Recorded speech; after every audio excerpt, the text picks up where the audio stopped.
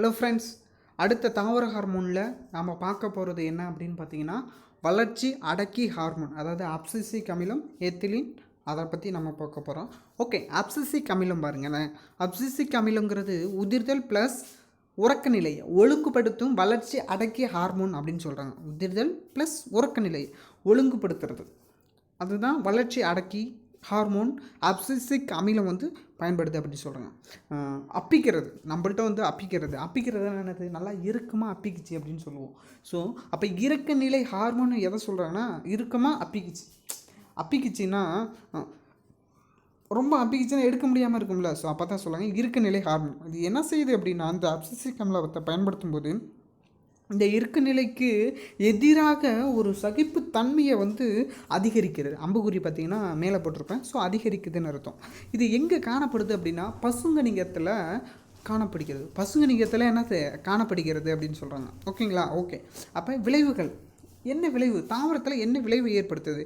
ABA, அதாவது abscisic அமிலத்தை வந்து அதோட விளைவு பார்க்க போகிறோம்.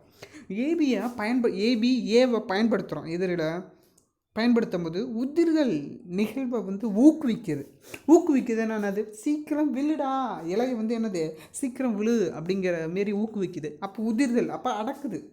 அப்போ கீழே விழுந்ததுன்னு என்னது, அடக்கிற செயல். ஸோ அப்போ அப்சிசிக் அமிலம் வரும். ஓகேங்களா? அடுத்து நீர் இருக்கம்னா என்னது, நீர் கம்மியாக இருக்குது. வறட்சினா அதுவும் அப்படி தான். ஸோ இலைத்துளை மூடிக்கும். அப்போ நீர் இருக்கும். இதெல்லாம் என்னது, ஒரு தாவரம் இருக்குன்னா நீர் அதிகமாக இருக்கணும். அப்போ இல்லாத டைமில் என்ன செஞ்சது, இலைத்துளை வந்து மூடுது. ஸோ இதெல்லாம் அடக்கக்கூடிய ஒரு விஷயம். அப்போ என்னது, இந்த வளர்ச்சி அடக்கி ஹார்மோனில் ஏபிஏ, அதாவது அப்சிசிக் அமிலம் வருது அப்படின்னு சொல்லலாம். ஓகே. அடுத்து இலையில் இருக்கிற பச்சையத்தை வந்து குறைச்சிட்டு என்னது, மூப்பு அடைவதை ஊக்குவிக்கிறது. எப்போ நீ வயசாகு அப்படிங்குது.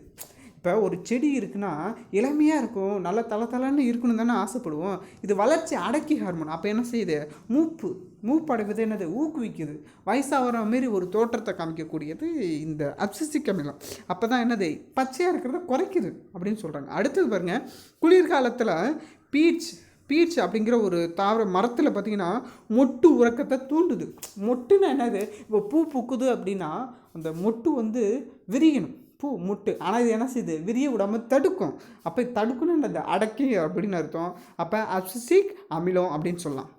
அடுத்தது தக்காளி பழம் பார்த்துருக்கோம். இப்போ தக்காளி பழத்தில் பக்கவாட்டு வளர்ச்சியை வந்து என்ன செய்யும், தடை பண்ணும். அதை இன்ட்டு போட்டிருக்க, தடை பண்ணுன்னு அர்த்தம். அப்போ வீரியமிக்க வளர்ச்சி அடக்கி அப்படின்னு சொல்கிறாங்க. தக்காளியில் பக்கம் மொட்டு வளர்ச்சி, பக்கம் மொட்டு விடுது பார்த்தீங்களா, பக்கத்தில் அது சைடில் வந்து மொட்டு இருந்துச்சுன்னா அதோட வளர்ச்சி என்ன செஞ்சிடும், தடை பண்ணிடும் அப்படின்னு சொல்கிறாங்க.